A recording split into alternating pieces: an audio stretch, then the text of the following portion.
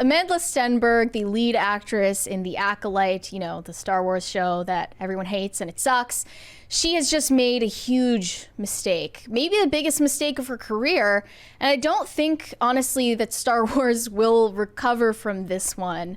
She decided that it was time to clap back at all of the haters, all of the racist Star Wars fans, with her own original song and music video and choreography. Okay, let's go ahead and watch this video. Let's go. All right, here we go.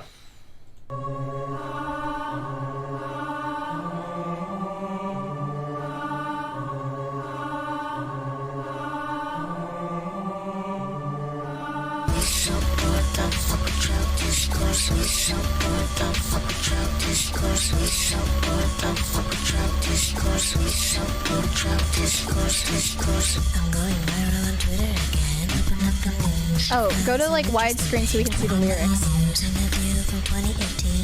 Trevor the king. When I was a teen, I was running from city to city to speak on the story, you know the one. Always smelling like a black boy. Yeah, my people cried in the theaters, finding release. And white people cried they could see us as human beings. Trevor asked what I want the people to know. I said white people cry, what's the goal? If they could take one thing, what would it be? I say empathy. Oh, that's why they mad at me. They splice lines, make hate, they recognize, make it look like the same propaganda they spew. Cause they conflate our pain with violence and try to weaponize everything that we do. The desperation of oppressors is rising, and now they holding on to any old thing they can use. If you rely upon misinformation, and that tells me you afraid of the truth, huh?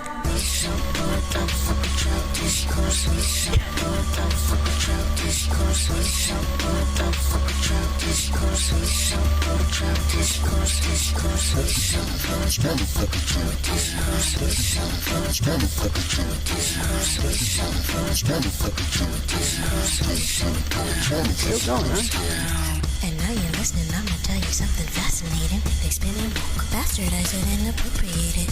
That's not a call, woke or something we created. Speak truth to power, keep an eye out for you silly racists. And now they use it to describe anything they threatened by.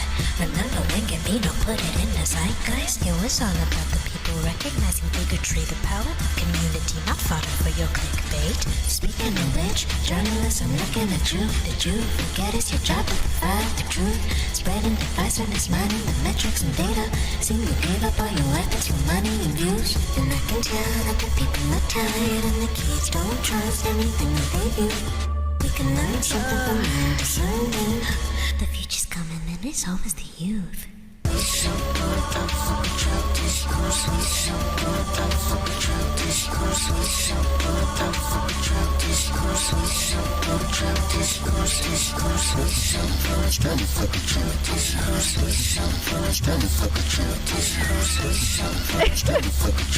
Work the pain away. But I'm sick and fucking tired of suppressing my rage. 400 years of taking the bullshit to compartmentalize that my ancestors had to encage. If you don't confront the pain that you live with, it'll manifest as addiction, diseases, and hate. I've seen the infection repression can give you. I'm not gonna be the next one sent to an early grave.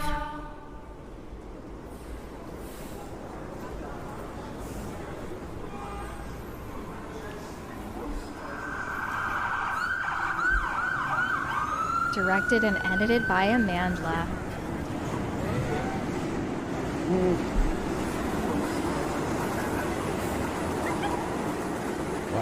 Why? Still. Okay. Brett. That's worse than the People's Joker. Maybe, yeah. Yeah. Yeah. I don't know. At least, to be honest with you, the People's Joker is really bad, and at least that legitimately did sound good. Like her voice was pleasing. The way that she rapped was like she had decent flow. Like it was reasonably presented, even though the content was bad. The Joker's way worse. Okay, Like I'll grant you that, but way worse. You know, If we're talking about Disney blunders and Disney continuously being sabotaged by their own talent, would you say that There's a 220s that are begging us to turn it off. W Nanner says, Sorry. turn it off, I'm dying. And username we shall not mention says, turn this shit off. Yes. Sorry about that again. I But guess- do you guys think that this is worse than what Rachelzler did? I think Rachelzler is a better performer than Amanda Stenberg. Yeah, I mean, at least you can say for Rachelzler, she has the talent to perhaps back up how annoying she is. Amanda is not a good actress. There's a fair point here that she's not necessarily referring directly to the Acolyte. She's talking more about the 2018 interview in this and general issues with racism. But the Are we timing- really gonna give her the benefit of the doubt? No, because if you look at she posted this and she said in the caption, "Happy Juneteenth, and to those who are flooding me with intolerable racism.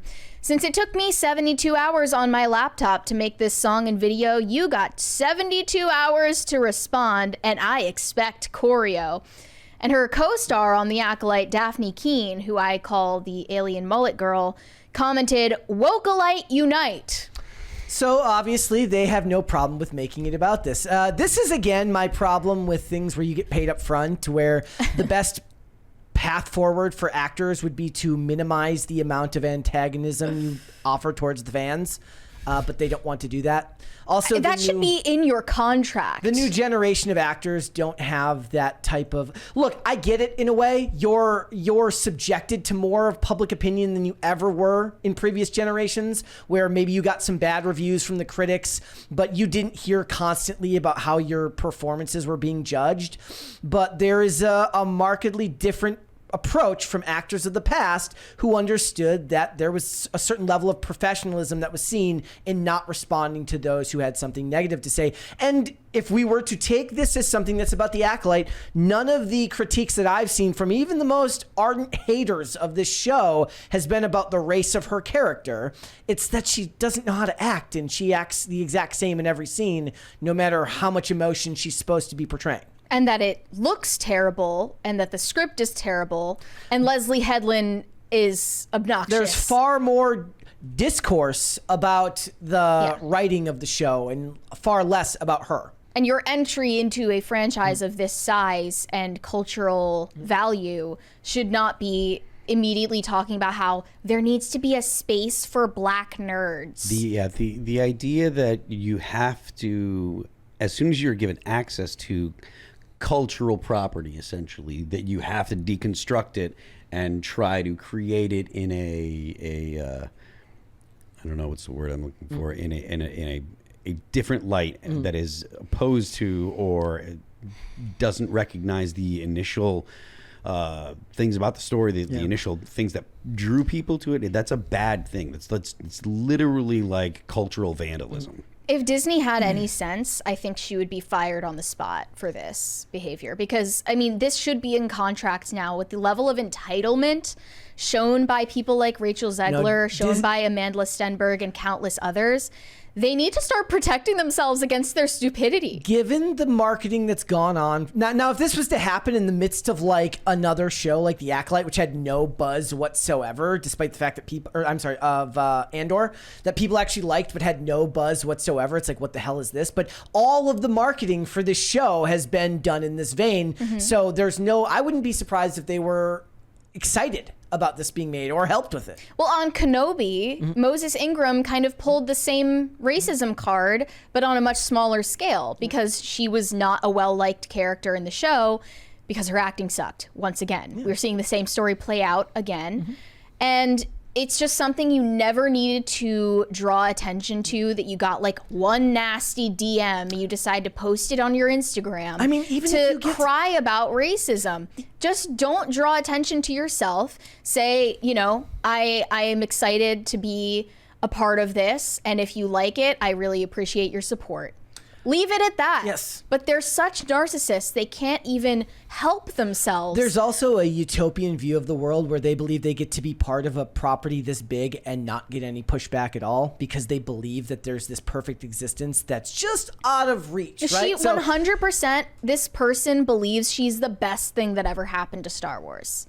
And if you tell her anything otherwise, I don't know if I believe you're a bigot. What I believe is that she believes that even if you don't like her, you shouldn't say negative things because in a perfect world, be kind. But that's not the way art is critiqued in the world today. And in the past, actors didn't have instant access to all of the opinions people had of them. I don't believe for a second that actors were less narcissistic back in the day. Like older actors now might stay out of these types of discussions just because they're not as tech literate. But I fully believe that 50 years ago, if Instagram and Twitter existed, there would have been just as much stupidity online. Perhaps. Okay. I don't doubt that for a second. That doesn't mean we can't hold her accountable for her own behavior. No, of course. Absolutely. But again, I think that they believe that there should be a world where this just shouldn't happen. Where like, okay, we do a podcast that has like 119,000 followers. And even somebody on a show of that size will get pushback and people that don't like them. You're telling me that you get to be part of Star Wars, something that's world renowned, and you're going to see nothing but positivity? I'm sorry. That's just not the way the world works. Yeah. It's childish entitlement. There is to be able to make a good amount of money, make a good living on something that has worldwide recognition. It's kind of your job to take the good comments and again, she doesn't even have to make a better show. All she has to do is say, look, there's plenty of people, if you look at her Instagram, that love this. Go and appreciate that. Because she's in an echo chamber where she believes there are the good guys and there are the bad guys. Coincidentally, the bad guys in her narrative are actual Star Wars fans who just don't like what Disney has done to the franchise. But you can cast them as racist, bigoted, sexist, misogynist, homophobic trolls. So you know what's the striking thing about this is not a new story, right? This particular story is, but it's not a new. We've heard these types of stories coming out of Hollywood for multiple years now, and they're essentially is just now getting to the point where it seems like there's enough Americans that are kind of sick of it, where it's starting to really show in box office numbers and in turnout and stuff like that, and at the same time, it's still going to take probably another 10 years before the influence from these people is taken out of these businesses unless these businesses make a significant change, like a 180 change, because they've got, and even if they do, it's got at least 3 years because they got stuff in production that they're not going to just throw away. You know what I mean? I think this is going to get worse. I think you're probably right. What's going to happen is the actors that have a more magnanimous approach will die out and retire, and the next generation of actors will all be this level of activism. This behavior is Rachelzler, getting rewarded. They're allowed to throw their toys out of the pram. And Disney is like actually going to back them for behaving this way because it's not about profit anymore. It's not about catering to the fans anymore. Also, it is about throwing them under the bus. And like, this is literally worse than Colleen Ballinger's stupid ukulele apology video. It's worse than that. But what I will give her is it's like more entertaining than the 20 minutes of garbage that we reviewed this morning. All I picture is like as this video ends, somebody goes, "Ma'am, this is a Wendy's drive-thru." This is the most emotion I've ever seen her express. Yes, look at her Instagram. Like if she could show this level of emotion on her, like on the show, you know, in some of these stills. Where is your range? Yeah. There was a line in the new episode. She goes, "I can't believe my sister is Jedi scum." Like, is it Xanax Wars? Yes, it really is Xanax Wars. It really is. It's kind of like OSHA on the happiest day of her life. OSHA on the saddest day of her life. Yeah. That's what it is. It's just, you cannot replace an actual talented actor, which is why I give Rachelzler some slack. Because if you see her in the Hunger Games prequel, she's great at singing, and she is at least good at acting. She emotes in that movie. She can back up her terrible attitude with at least a performance. I give her less slack though, because she tied her criticisms directly to the franchise. This is not that. This doesn't even mention the What Acolyte. she did received a lot more negative attention than this is going to, for good reasons. But I feel like this is the same exact level of childish entitlement that we keep seeing over and, again, over again, and they never learn their lesson. We don't even and need they to- will only learn their lesson if Disney, her employer, reprimands her in a real way. They should fire her on the spot. And that's not even a guarantee that it's actually going to remedy anything, because she might get picked up by someone else that says, no, you were right. And then she'll be like, oh, see, they were, it's not a short problem or a short time horizon problem. This is a big problem that's going to be around for a while. And once again, look at the way they treated Gina Carano. Yep. And you compare that to this situation? Really? This will never go away. Look, the other thing here is, like, take race out of it. You're part of the elite class of Hollywood celebrity. The people you're talking about are the middle class and the working class and the people. It's why I always complain about mean tweets. Mean tweets. You're supposed to let them take the piss out of the celebrities, because, like court jesters that are allowed to mock the king, you're supposed to be able to take jabs at celebrities because they are of a higher social status than you. They're the ones who always complain about punching down. We got a 20 from Ashton Stellies. I hope I said that right. Heyo, celebrating a very sweet victory versus the feds and saved my job that they have tried to screw me out of for the past 3 years. Perfect timing for my birthday next week. Can I get an oorah? Hoorah. There you go. Nice job. Congrats.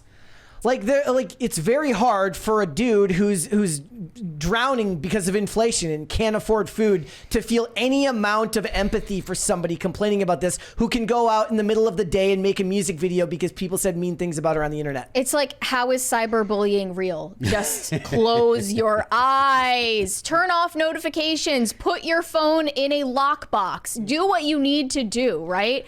You can escape the negativity and the negative reviews and any troll comments you're getting anytime you want. It's up to you how you respond to it. You already got your check. You did your job. You got your check. Enjoy the money and move on.